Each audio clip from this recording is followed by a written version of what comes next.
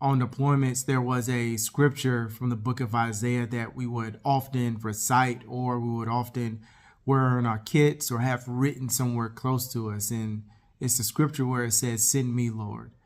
And what that represented for me is that represented sacrifice. That represented that if there's anyone that has to step in harm's way in order for a greater purpose, then I was willing to do just that. Where a lot of people get stuck in life is they are not reminded of the reasons why they're doing something in the first place. Sometimes we get so caught up into the world, or so caught up into a process, or so caught up into trying to achieve something that we get distant from the reason why we're doing the things. And we run out of steam, we run out of passion, we run out of resources. And that is because we have to continue to stay close to the reason why we're doing something. Because as we stay close to that, then that acts as the fuel that pushes us through the hardest of times. That acts as the fuel that pushes us when the pain is insurmountable, when the situation seems like it's too much for us to handle. I want you to pray with me for a second. God, though I walk through the valley of the shadow of death, I ask that you fill me with the faith, the courage, the boldness to see your will through, to see your purpose all the way through as my life is aligned. And I lay it on to you because I know that within you, my weakness is made strong. And so I submit in my weakness, Father, so I can continue to do the things that you are asking of me. Pray for the strength. Pray for the boldness. Pray for the courage. Pray for the love. Pray for the ability to forgive over and over. Pray for those things. The hardships are going to come. I can tell you something about pain. When it comes to pain,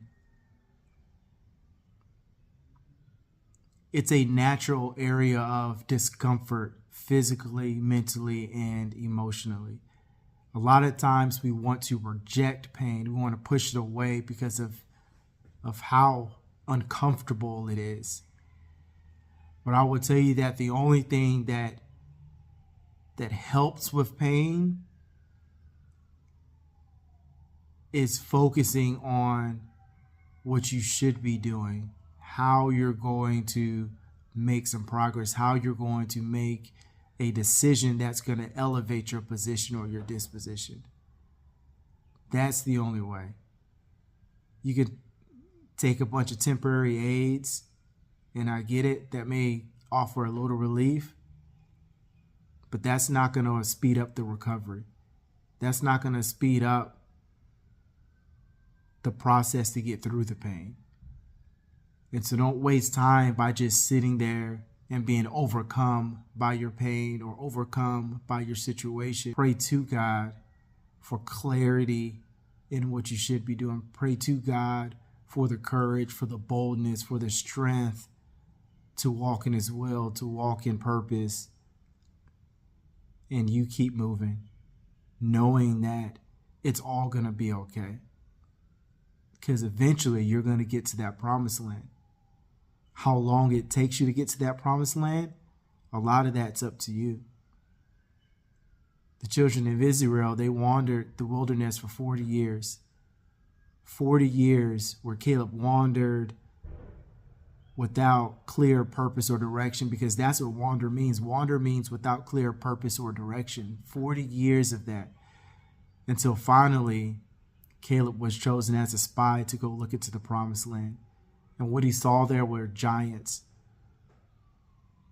But reality is that Caleb didn't actually see the giants. He saw the promise, because the giants are what scared everyone else who was with him, except Joshua.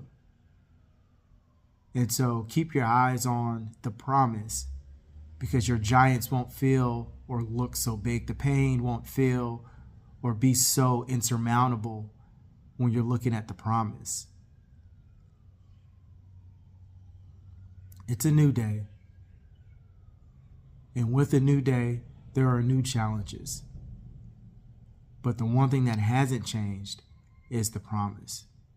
So regardless of the new challenges, pray for the boldness, pray for the strength, pray for the courage, and run through your giant, just like Caleb did, knowing that the promise is still there. You just have to go get it.